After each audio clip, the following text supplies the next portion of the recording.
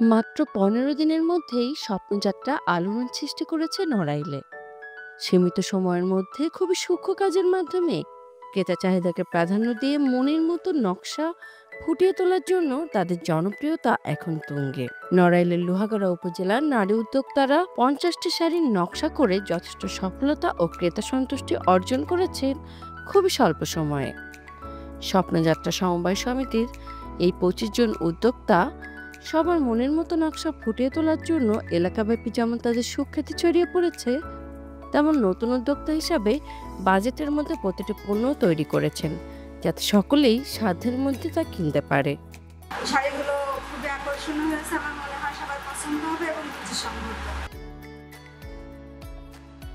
আমরা ব্লকের কাজ করছি, পাড়ের ভিতরে আবার ব্লু কালার দিয়েছি, তারপরে সুন্দর ফুটে ওঠার জন্য মিষ্টি কালার দিয়েছি এবং শাড়িটার ভিতরে সব জল ছাপ করেছি এবং সম্পূর্ণ শাড়িটা সুন্দর করে ডিজাইন করেছে।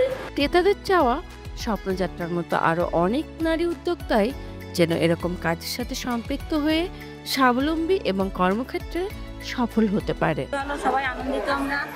আমরা আশা করি পরবর্তীতে স্বপ্নযাত্রা থেকে আমরা আরো অনেক কিছু নিতে ইচ্ছুক আছি। অগ্রগতি ভালো, এদের কাজ অনেক ভালো। আমরা অনেকগুলো শাড়ি নিয়েছি এদের কাছ থেকে, খুবই অল্প সময়ের ভিতরে আমাদের শাড়িগুলো ডেলিভারি দিয়েছে।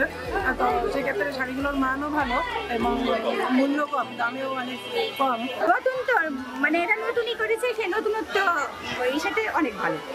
যেখানে একটা দেশে পুরুষের সংখ্যা তুলনায় নারীর সংখ্যা বেশি, সেখানে নারীরা স্বাবলম্বী হলে দেশের অর্থনীতির ভিত্তি আরও শক্ত হবে।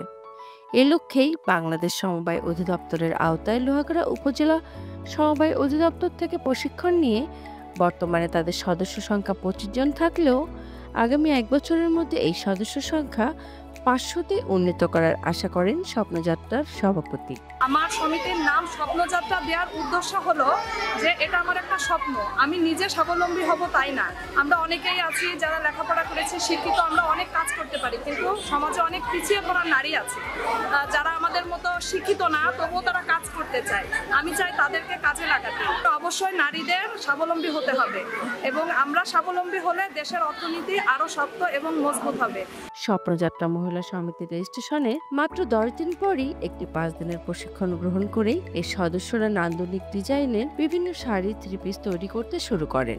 আর এ ধরনের নারী উদ্যোক্তাদের স্বপ্ন বাস্তবায়নে রূপদান করতে সর্বদাই পাশে থাকার প্রতিশ্রুতি দেন এই কর্মকর্তা। নারীদের কর্মসংস্থানের যে পরিকল্পনা, এতে আমরা সমবায় অধিদপ্তর আশাবাদী যে উনি আগামী ১ বছরে ৫০০ নারী কর্মসংস্থান করবেন।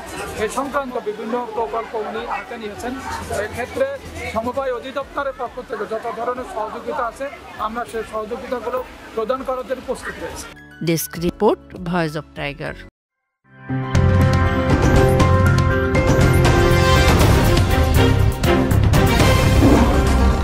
Voice of Tiger.